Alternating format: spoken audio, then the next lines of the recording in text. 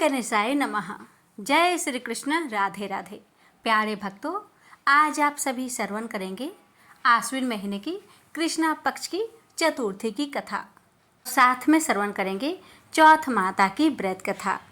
गणेश जी महाराज चौथ माता आप सभी की मनोकामना को पूर्ण करे। तो आइए प्यारे भक्तों, अपने परिवार की मंगल कामना करते हुए कथा का रसपान करते हैं। प्रेम से बोलिए गणेश जी महाराज की जय। कथा इस प्रकार है। आश्विन कृष्ण चतुर्थी की पौराणिक कथा। इस कथा के अनुसार एक समय की बात है। वानासुर की कन्या उषा ने सुषुप्ता अवस्था में अनिरुद्ध का स्वप्न देखा। अनिरुद्ध के विरह से वह इतनी अभिलाषी हो गई कि उसके चित्त को किसी भी प्रकार से शांति नहीं मिल रही थी।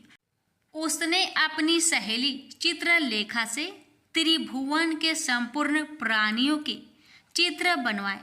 जब चित्र में अनिरुद्ध को देखा तो कहा, मैंने इसी व्यक्ति को सपने में देखा था। इसी के साथ मेरा पानी ग्रहण भी हुआ था। हे सखी, यह व्यक्ति जहाँ कहीं भी मिल सके ढूंढ लाओ, अन्यथा इसके वियोग में मैं अपने प्राण छोड़ दूंगी। अपनी सखी की बात सुनकर चित्रलेखा अनेक स्थानों में खोज करती हुई द्वारिकापुरी में आ पहुंची। चित्रलेखा राक्षसी माया जानती थी। उसने वहां अनिरुद्ध को पहचान कर उसने उसका अपहरण कर लिया और रात्रि में पलंग सहित अनिरुद्ध को उठाकर वह गोधूली बेला में वानासुर की नगरी में प्रविष्ट हुई। इधर परधुम्न को पुत्र शोक के कारण असाध्य रोग से ग्रसित होना पड़ा। अपने पुत्र परधुम्न एवं पौत्र अनिरुद्ध की घटना से कृष्ण जी भी व्याकुल हो उठे। रुक्मणी भी पौत्र के दुखी होकर बिलखने लगी और खिन्न मन से कृष्ण जी से कहने लगी, हे नाथ, हमारे प्रिय पुत्र का किसने हरण कर लिया, अथवा वह अपनी इच्छा से ही कहीं गया है। मैं आपके सामने शोकाकुल हो अपने प्राण छोड़ रही हूँ। रुक्मणी की ऐसी बात सुनकर श्री कृष्ण जी यादवों की सभा में उपस्थित हुए। वहाँ उन्होंने परम तेजस्वी लोमस ऋषि के दर्शन किए। उन्हें प्रणाम कर श्री कृष्ण ने सारी घटना कह सुनाई। श्री कृष्ण ने लोमस ऋषि से पूछा कि हे मुनिवर, हमारे पुत्र को कौन ले गया? वह कहीं स्वयं तो नहीं चला गया है? हमारे बुद्धिमान पुत्र का किसने अपहरण कर लिया? यह बात मैं नहीं जानता हूँ। उसकी माता पुत्र वियोग के कारण बहुत दुखी है। कृष्ण जी की बात सुनकर लोमस मुनि ने कहा, हे कृष्ण, वानासुर की कन्या उषा की सहेली चित्रलेखा ने आपके पुत्र का अपहरण किया है और उसे बानासुर के महल में छिपा के रखा है। यह बात नारद जी ने बताई है। आप आश्विन माह के कृष्णा पक्ष की चतुर्थी संकटा का अनुष्ठान कीजिए। इस व्रत के करने से आपका पुत्र अवश्य ही आ जाएगा। ऐसा कहकर मुनिवर वन में चले गए। श्री कृष्ण जी ने लोमस ऋषि की कथा अनुसार व्रत किया और इस व्रत के प्रभाव से उन्होंने अपने शत्रु बानासुर को पराजित कर दिया। यद्यपि उस भीषण युद्ध में शिव जी ने भी बानासुर की बड़ी रक्षा की, फिर भी वह परास्त हो गया। भगवान कृष्ण ने कुपित होकर बानासुर की सहस्त्र भुजाओं को काट डाला। ऐसी सफलता मिलने का कारण व्रत का प्रभाव ही था। श्री गणेश जी को प्रसन्न करने तथा संपूर्ण विघ्नों को दूर करने के लिए इस व्रत के समान कोई दूसरा व्रत नहीं है। श्री कृष्ण ने कहा, हे राजन, संपूर्ण विपत्तियों के विनाश के लिए मनुष्य को इस व्रत को अवश्य ही करना चाहिए। इसके प्रभाव से आप शत्रुओं पर विजय प्राप्त करेंगे एवं राज्याधिकारी होंगे। इस व्रत के महिमा का वर्णन बड़े बड़े विद्वान भी नहीं कर सकते। हे कुंती पुत्र, मैंने इसका अनुष्ठान स्वयं किया है। यह मैं आपसे सत्य कह रहा हूँ। प्रेम से बोलिए गणेश जी महाराज की जय। पौराणिक कथा के अनुसार एक बार नारद जी सत्यलोक में गए थे। वहां उन्होंने ब्रह्मा जी से पूछा कि प्रभु, सबसे सरल उपासना किस देवता की है? ब्रह्मा जी बोले, देव से ऐसा ही प्रश्न एक बार पार्वती ने भगवान शंकर से किया था। तब शिव जी बोले कि श्री गणेश जी की उपासना ही सर्व सुलभ है और समस्त अभिष्टों को देने वाली है। पार्वती इतने उत्तर से संतुष्ट नहीं हुई, इसलिए उन्होंने पूछा कि यह उपासना करके किस किस को सहज में ही अभिष्ट सिद्धि हो गई, सो बताए प्रभु। शिव जी बोले कि हे प्रिय, द्वापर युग में सुदामा नामक एक अति दरिद्र, सदाचारी एवं विद्वान ब्राह्मण था। वह आर्थिक संकट से बहुत ही दुखी रहता था। एक दिन उसकी पत्नी ने उससे निवेदन किया कि प्राणनाथ, आप व्यर्थ ही इतना कष्ट क्यों उठा रहे हो? भगवान त्रिलोकीनाथ आपके बाल सखा है, आप उनके पास जाइए, आपकी दरिद्रता अवश्य ही दूर कर देंगे। मुझे ऐसा विश्वास है। यद्यपि सुदामा अपने मित्र से कुछ मांगना नहीं चाहता था, तथापि उसे पत्नी की अत्यधिक आग्रह के कारण जाना ही पड़ा। पत्नी ने थोड़े से टंडुल मैले चिथड़े में बांधकर उपहार के स्वरूप में दे दिए। बेचारा सुदामा मार्ग पार करते हुए किसी प्रकार द्वारिकापुरी पहुंचा, किंतु राजभवन के द्वारपालों ने उसे भीतर नहीं जाने दिया। सुदामा ने अपनी मित्रता की बात बताई तो वह हंसने लगे, किंतु बहुत आग्रह करने पर उन्हें दया आ गई।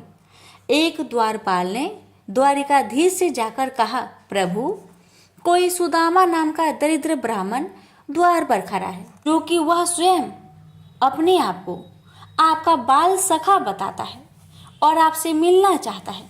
सुदामा का नाम सुनते ही भगवान दौड़े आए और सुदामा से गले मिलकर उसे भीतर ले गए।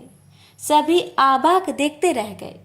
राजभवन में सुदामा का बड़ा भव्य स्वागत हुआ।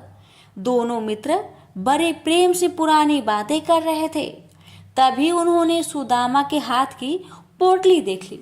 सुदामा उसे छिपाने लगा तो भगवान ने उसे झटपट खोला और कुछ चावल खाकर बोले कि यह तो बड़े स्वादिष्ट मित्र, ऐसे अमृतम पदार्थ को मुझसे छिपाते हो? शायद भाभी ने भेजे हैं। लगता है अब भी तुम्हारी आदत गई नहीं है। फिर दोनों ओर से कुशल प्रश्न हुआ।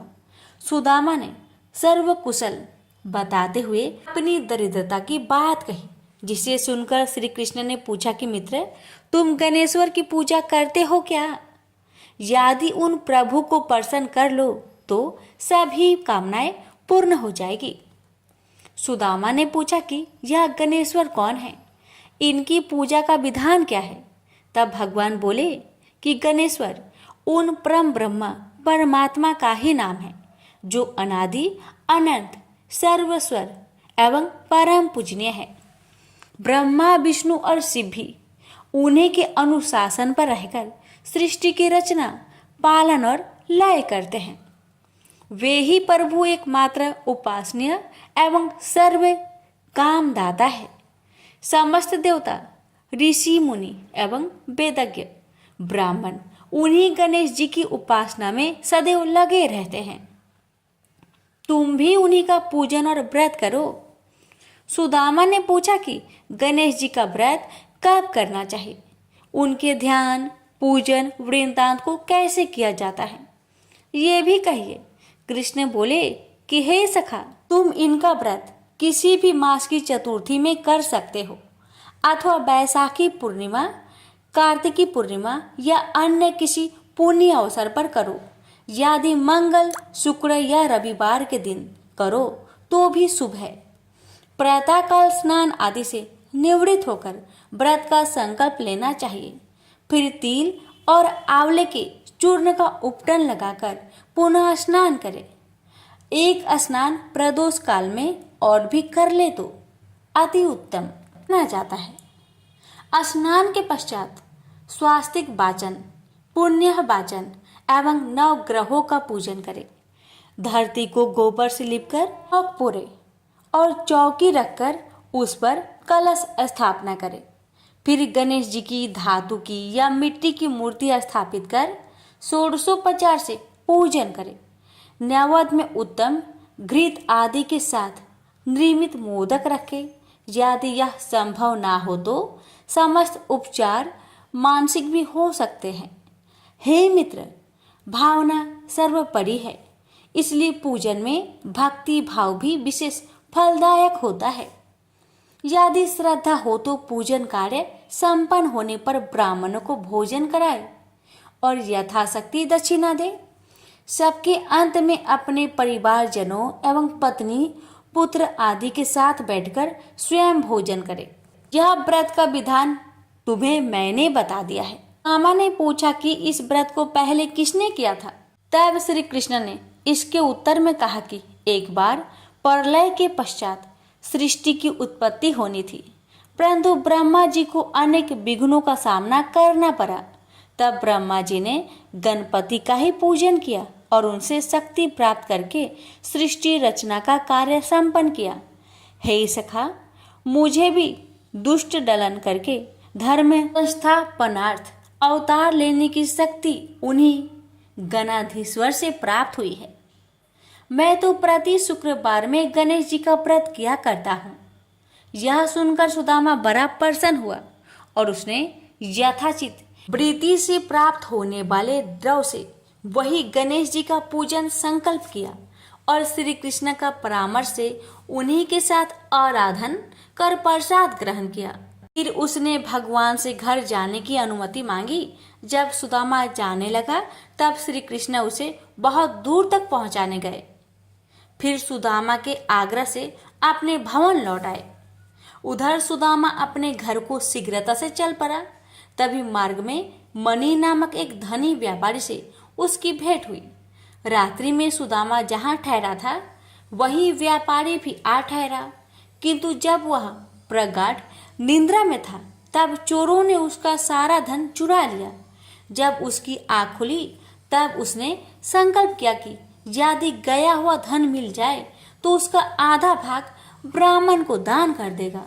उसने ऐसा निश्चय किया ही था कि उसे एक संदूक कुछ ही दूर पर पड़ा दिखाई दिया। दौड़कर उसने संदूक उठाया तो उसे रत्न आदि से भरा पाया। उसने प्रसन्न होकर संदूक का आधा धन सुदामा को दान कर दिया। सुदामा को बड़ी प्रसन्नता हुई और उसने उस धनिक के साथ गणाध्यक्ष का वही पूजन किया। संध्या काल में जब पूजन कार्य संपन्न हो गया तब सुदामा को भगवान गणेश्वर के साक्षात दर्शन हुए। सुदामा ने भक्ति पूर्वक उनके चरण पकड़ लिए और स्तवन करने लगा। उसने प्रभु से निवेदन किया कि हे दयानिधे, हे सत्य स्वरूप परात्पर ब्रह्मा, आप परम दयालु और भक्त वत्सल है।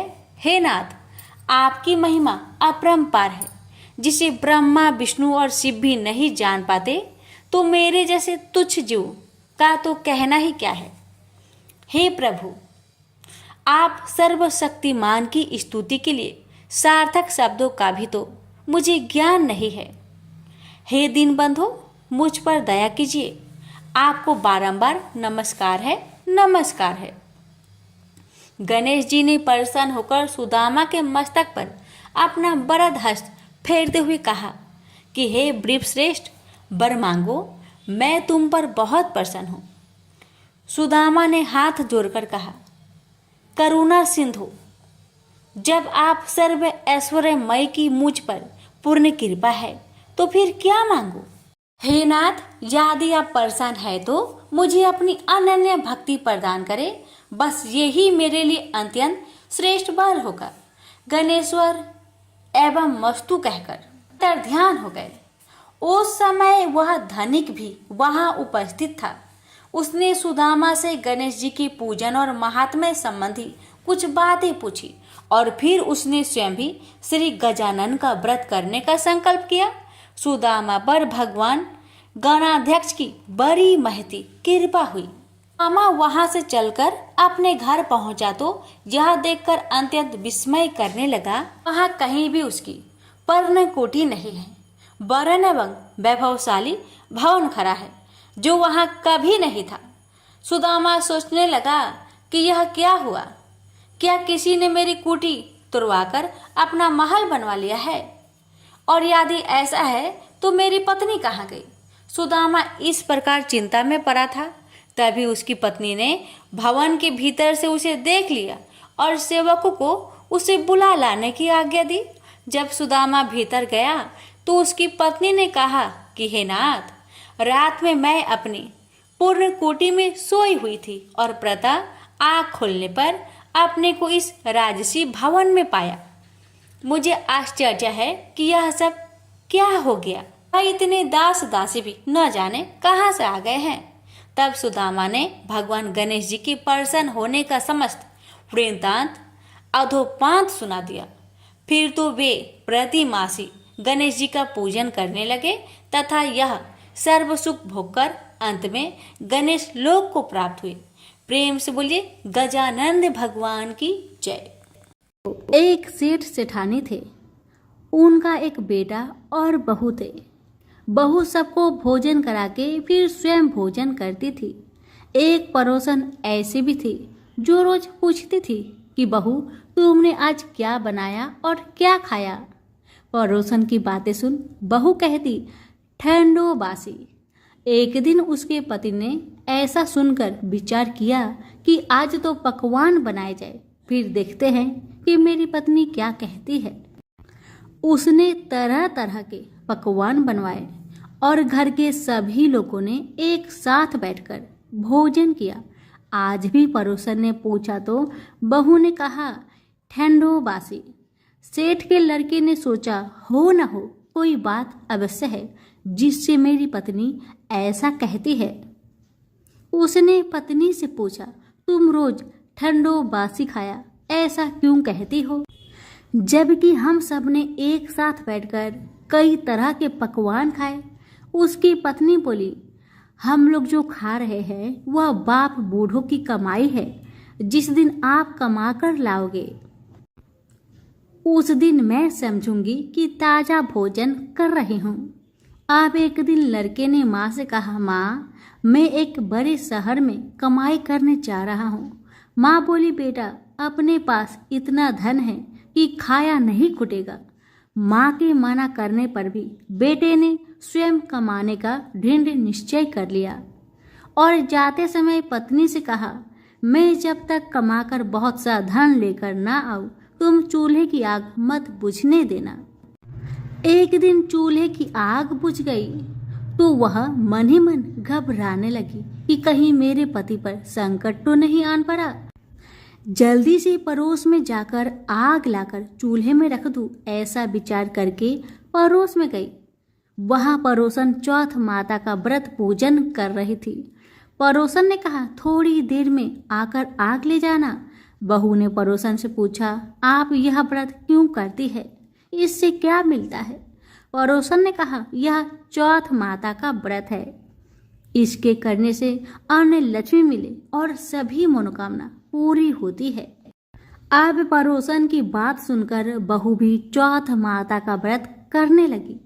दीवार पर चौथ माता बनाई। उस दिन घी गुड़ का चूरमा बनाकर रात्रि को चंद्रमा को अर्घ्य देकर भोजन करती। ऐसा करते करते बहुत दिन हो गए। चौथ माता ने उस बहू के पति को सपना दिया कि साहूकार का बेटा तू जागे कि सोवे, तेरी पत्नी बहुत याद कर रही है तुझको। तू घर जाकर उसकी चिंता मिटा। तू दुकान खोलकर कंकु केसर का पगलिया बना के बैठ जाना। आज तेरा हिसाब किताब चुकता हो जाएगा। अब तो चौथ माता ने जैसा कहा था वैसा ही हुआ। उसने घर जाने की तैयारी की और गाड़ी भर के धन दौलत लेकर चल दिया। रास्ते में एक बड़ा सा काला नाग फन फैलाए बैठ गया और कहने लगा, आज तो मैं तुझे डसूंगा, नहीं छोड़ूंगा। आज तेरी आयु पूरी हो गई है। सेठ के लड़के ने कहा, आज चौथ माता ने मुझे सपना दिया तो मैं पत्नी से मिलने घर जा रहा हूँ। वहाँ मेरी पत्नी बहुत चिंता कर रही है। मैं उससे मिलकर जरूर आऊँगा, तब तुम मुझे डस लेना। नाग ने कहा, तुम शपथ पूर्वक कहकर जाओ तो मैं तुम्हें जाने दूंगा, परंतु अगर तुम लौट कर नहीं आए तो मैं तुम्हारे घर जाकर तुम्हें डस लूंगा। इस प्रकार सर्प को वचन देकर वह अपने घर पहुंचा। वहां सभी से हंसी खुशी से मिला और भोजन करके उदास होकर बैठ गया। उसकी पत्नी ने उदासी का कारण पूछा तो पति ने काले नाग वाली सारी बात बता दी और कहा, यदि मैं उसके पास नहीं जाऊंगा तो वह घर आकर ही मुझे डस लेगा। पत्नी बहुत चतुर थी। उसने कहा कि आप घबराइए नहीं, लेट जाओ, मैं एक उपाय करती हूँ। पत्नी ने कमरे की 7 पीढ़ी धोई। पहली पीढ़ी पर रेत रखी, दूसरी पर इत्र, तीसरी पर गुलाल, चौथी पर फूल और कंकु केसर, पांचवी पर लड्डू पेड़ा, छठी पर गादी गलीचा और 7वीं पीढ़ी पर दूध का कटोरा भर कर रख दिया। इस प्रकार वह 7 ही पीढ़ी सजाकर बैठ गई। जैसे ही आधी रात हुआ, नाग आकर पीढ़ी चढ़ने लगा। पहली पीढ़ी पर रेत में लौट गया और कहने लगा कि सेठ की बहू ने आराम तो बहुत दिया, पर बचनों से बंध कर आया हूँ, सो डसूंगा तो जरूर।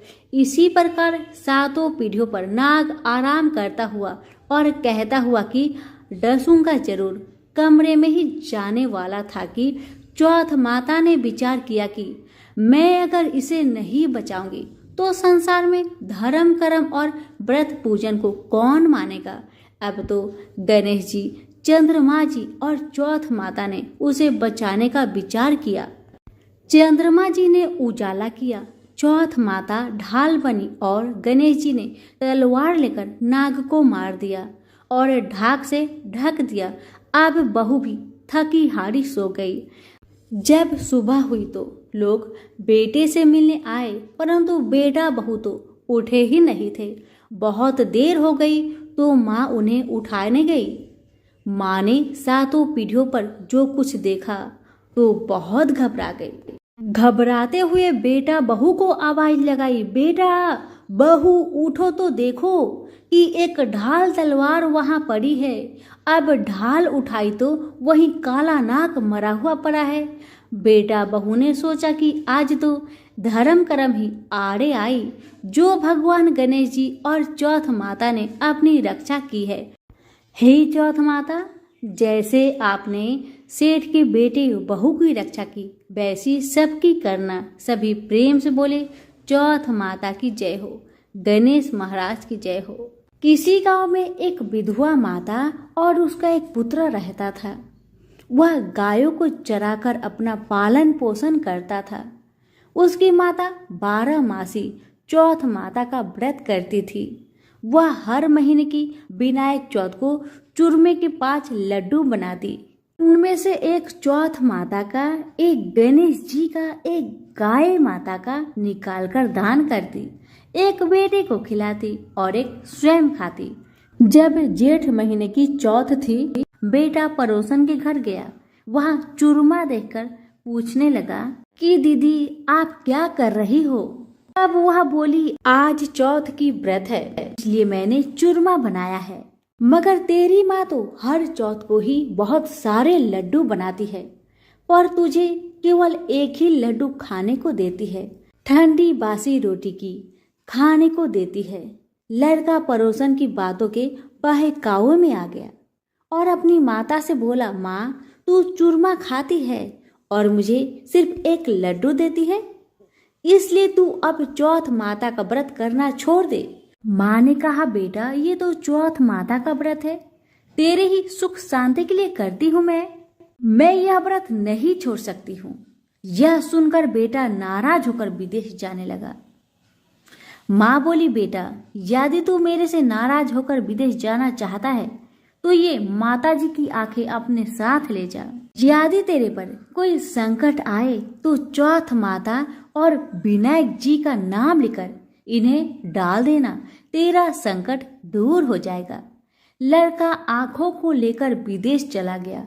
रास्ते में उसे एक खून से भरी हुई नदी मिली, जिसे पार करना संभव नहीं था, लेकिन उस संकट की घड़ी में उसे अपने माँ की बात याद आई और उसने एक आंख चौथ माता का नाम लेकर उस नदी में डाल दिया और कहा, हे चौथ माता, यदि आप सच्ची है और मेरी माँ मेरे लिए ही आपका व्रत सदा करती है तो यह नदी दूध और पानी से भर जाए और मुझे रास्ता मिल जाए।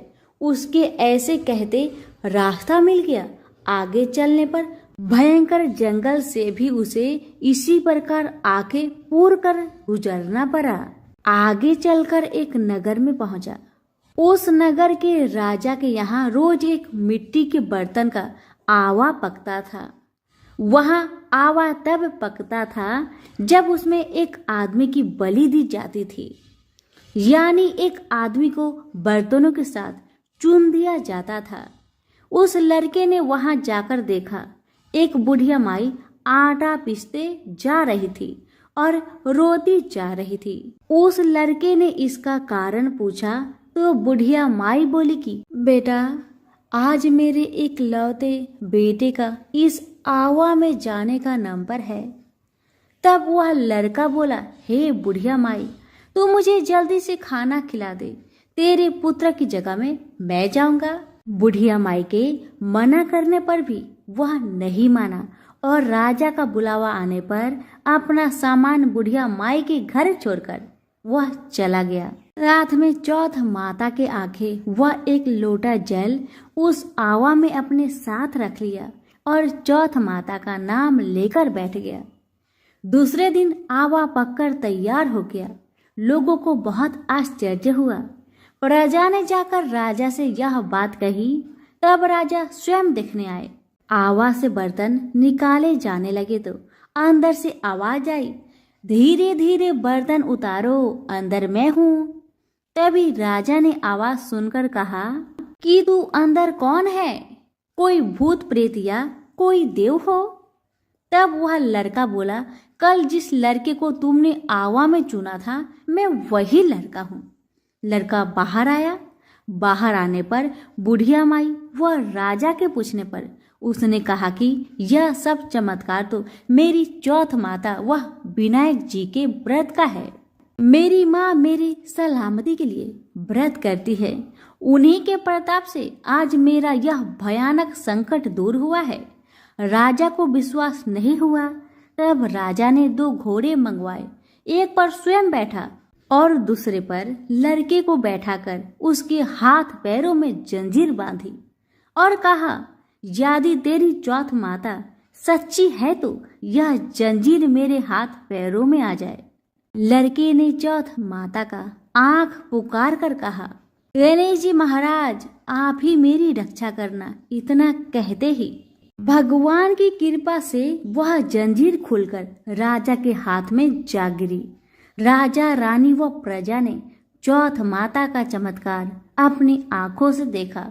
उसी दिन से वे सभी चौथ माता व विनायक जी के परम भक्त हो गए।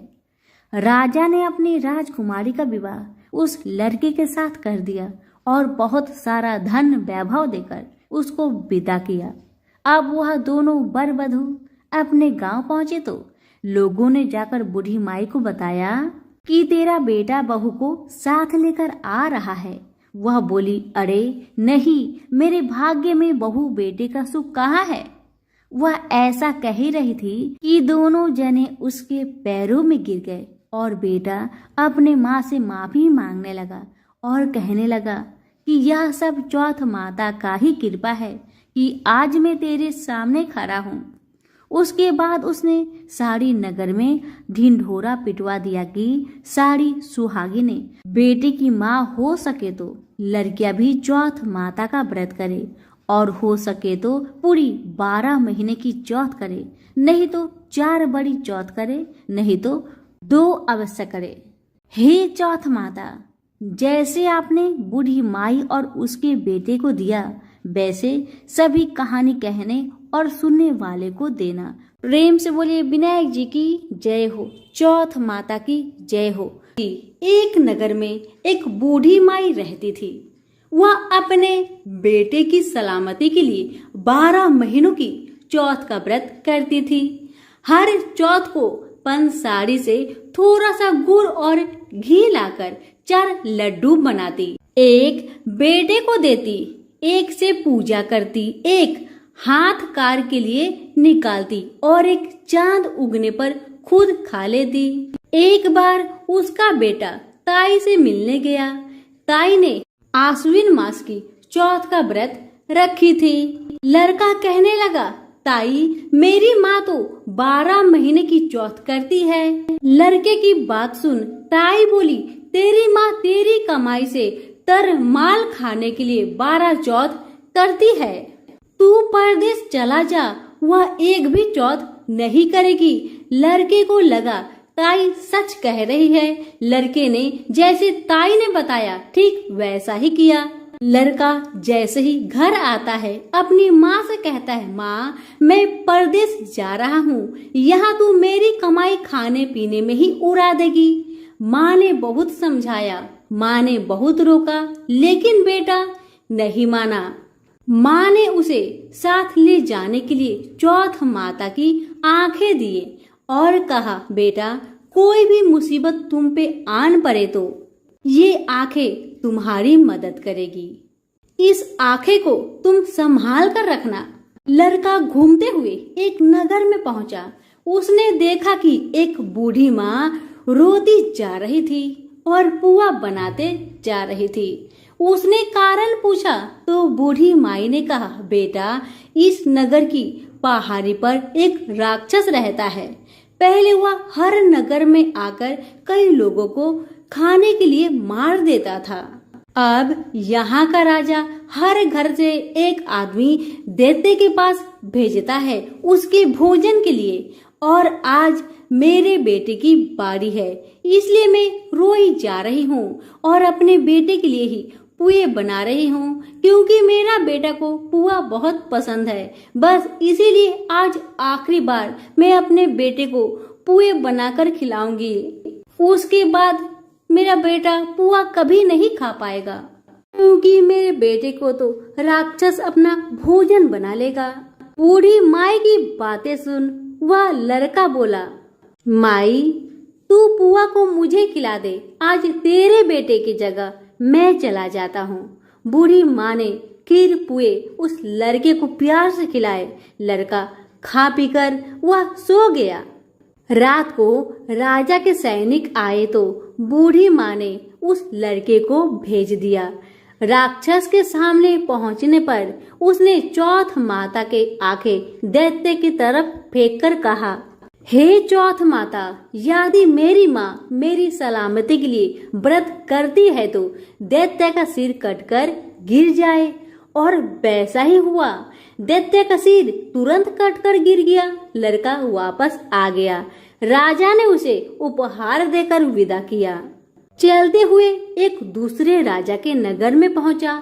इस राज्य में आवा तभी पकता है जब एक इंसान की बलि दी जाती थी। सिपाहियों ने उसे पकड़कर आवे में चुन दिया। लड़के ने आंखें आवे में डालकर कहा, हे चौथ माता, यदि मेरी माँ मेरे लिए व्रत करती है तो आवा मेरी बलि लिए बिना ही झट से पक जाए। और वैसा ही हुआ। आवा तुरंत पक गया। आवे में से मिट्टी की जगह सोने की बर्तन निकलने लगे। अंदर से लड़का बोला, बर्तन धीरे धीरे निकालना, मुझे चोट लग जाएगी। राजा ने उसे निकलवाया और पूछा, इस आवे से तुम कैसे बच गए? लड़के ने बताया कि उसकी माँ चौथ माता की व्रत करती है, व्रत के कारण ही वह बच पाया है। राजा को इसका यकीन नहीं हुआ। राजा ने एक चांदी की सुराही मंगवाई और कहा कि सुराही की नली से तुम निकल कर दिखाओ, तभी मुझे विश्वास होगा। लड़के ने चौथ माता को याद करके आंखें सुराही में डाले और कहा, हे चौथ माता, मैं भौरा बनूं और सुराही से निकल जाऊं। लड़का भौरा बनकर सुराही से निकल गया। राजा खुश होकर राजकुमारी की शादी उसके साथ कर दिए और सभी लोगों को चौथ माता का व्रत करने को कहे। लड़के के शादी होने के बाद उसे अपनी माँ की याद आई। उसने राजा के पास जाकर खुद के नगर जाने की इच्छा जाहिर की। राजा ने रथ, घोड़ा, हाथी और खूब सारा दान दहेज देकर उन्हें विदा किए। चौथे दिन अपने नगर पहुंचा। वहां अकेला पंसारी के यहाँ माँ का इंतजार करने लगा। सोचा चौथ है तो माँ यहाँ जरूर आएगी। थोड़ी देर बाद लकड़ी टेकती हुई माँ आती दिखाई दी। लड़के की माँ बूढ़ी होने के कारण उनके आंखों से कम दिखता था। अब लड़के ने जानबूझकर अपना पैर लकड़ी में लगा दिया और कहने लगा, बल रे पूठ काटी, मेरे पैर के लगा दी। माँ ने उसे नहीं पहचाना। कहने लगी, भैया मुझे चाहे कितनी गाली निकालो पर मेरे बेटे को कुछ मत कहना। बेटा माँ के चरणों में गिर पड़ा।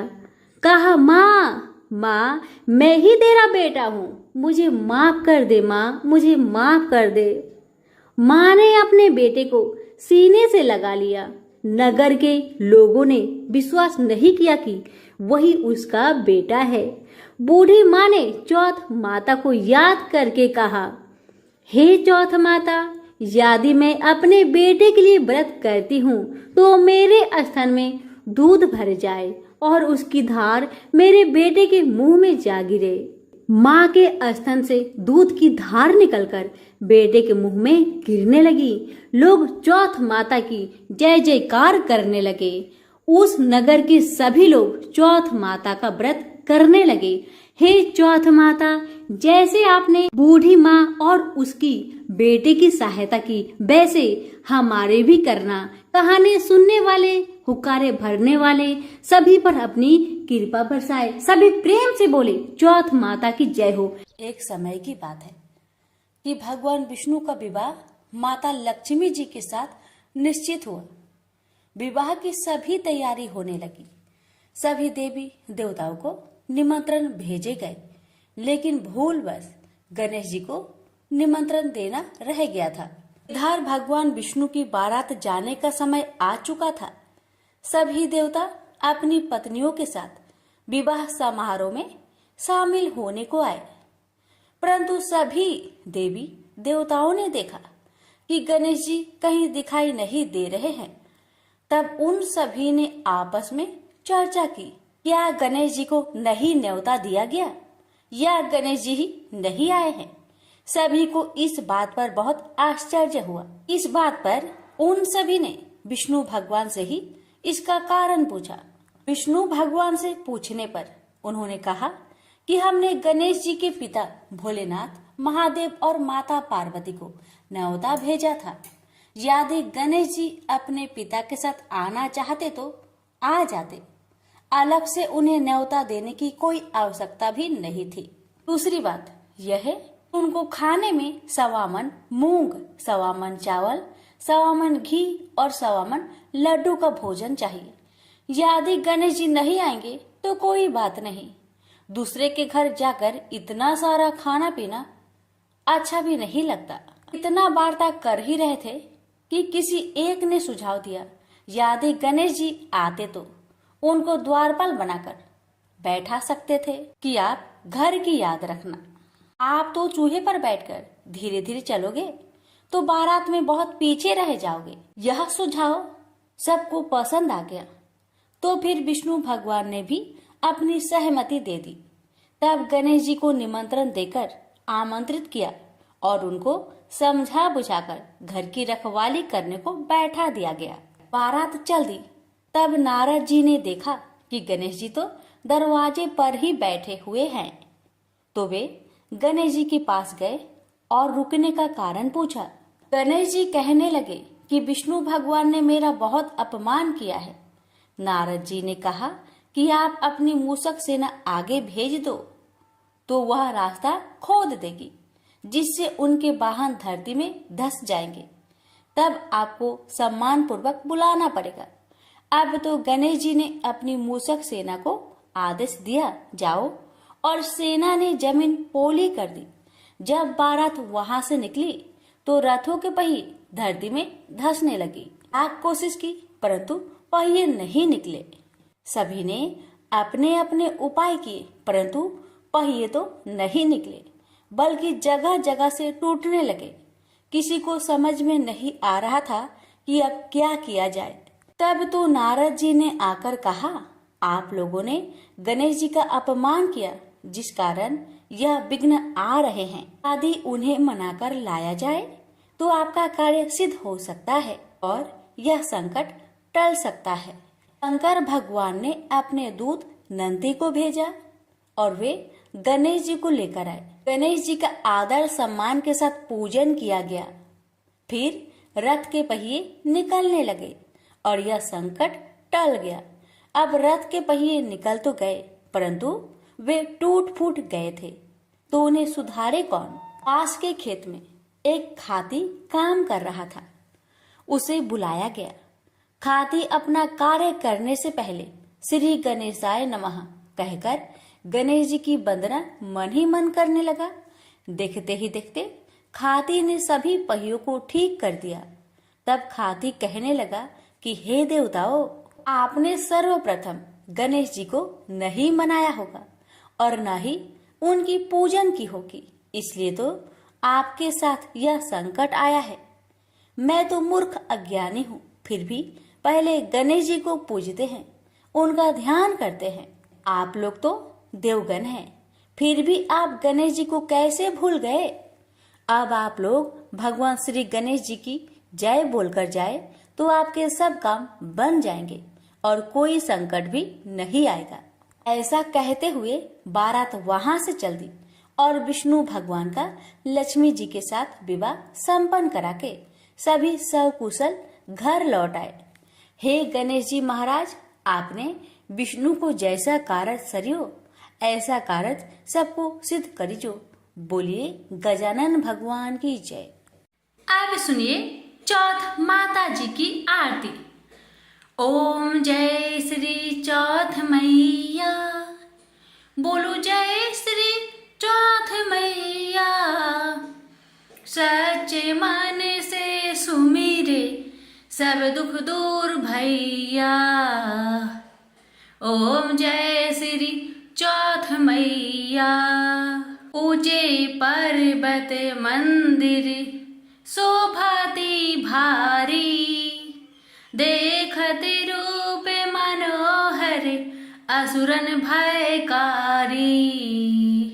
ओम जय श्री चौथ मैया। महासिंगार सुहावन ऊपर छत्र फिरे, सिंह की सवारी सोहे कर में खड़क धरे। ओम जय श्री चौथ मैया। बाजत नौबत द्वारे अरु मृदंग डेरू, 64 जोगन नाचते नित्य करे भैरू। ओम जय श्री चौथ मैया।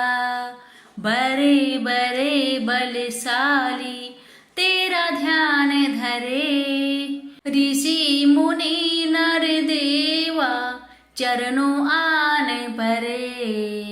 ओम जय श्री चौथ मैया। चौथे माता की आरती जो कोई सुहागन गावे, बढ़ते सुहाग की लाली सुख संपत्ति पावे। ओम जय श्री चौथ मैया। अब सुनिए गणेश जी की आरती। जय गणेश जय गणेश जय गणेश देवा, माता जाकी पार्वती पिता महादेवा। एक दंत दयावंत चार भुजाधारी, माथे सिंदूर सोहे मूस की सवारी। जय गणेश जय गणेश जय गणेश देवा, माता जाकी पार्वती पिता महादेवा। पान चढ़े फल चढ़े और चढ़े मेवा, लड्डुअन का भोग लगे संत करे सेवा। जय गणेश जय गणेश जय गणेश देवा, माता जाकी पार्वती पिता महादेवा। अंधन को आँख देत कोढ़िन को काया, बाझन को पुत्र देते निर्धन को माया। जय गणेश जय गणेश जय गणेश देवा, माता जाकी पार्वती पिता महादेवा। सूर्य श्याम शरण आए सफल कीजिए सेवा, माता जाकी पार्वती पिता महादेवा।